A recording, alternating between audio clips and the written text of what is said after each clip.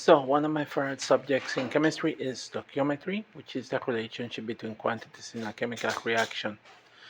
So to do stoichiometric calculations, we need a balanced chemical equation. So for example, in this case, we have methane reacting with oxygen to produce CO2 and water. This is an example of a combustion reaction. In this side, we have all the reactants or the materials that we need to produce the products. So how do we relate the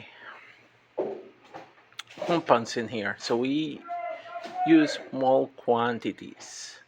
And the reason is that when we look at this equation, if you remember how to read compounds formulas, when we had a coefficient in the front, we can see, if we look at this from the terms of molecules, so we could say that there's one molecule of methane reacting with two molecules of oxygen, producing one molecule of carbon dioxide and two molecules of water. If we extend that analysis further to larger quantities, then we can get into mole quantities. So, mole quantities are larger amounts, and in chemistry we want to see things that we can see. So we're going to extend it to mole quantities. So everything here, every coefficient will be seen in terms of moles. So if there's not a coefficient in the front, that's a 1.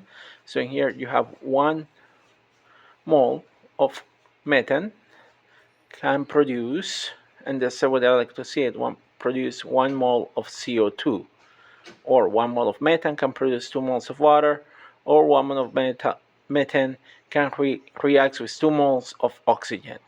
And from here we can derive the ratios that we're going to use, and we can write the ratios either way as a fraction.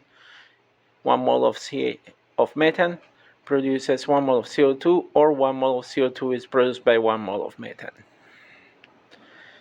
Hopefully this helps, and again, for doing stoichiometry, you will always need a balanced chemical equation.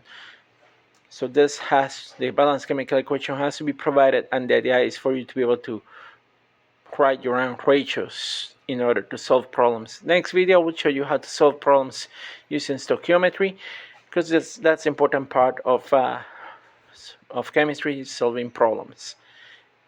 In addition to, one of the things to keep in mind is that conservation of mass. So if I know the overall mass of the reactants, you can bet that the overall mass of the products is going to be the same, because remember, in chemistry the law of conservation of mass applies. So whatever total mass you have in one side has to be equal to the total mass of the other side of the chemical equation.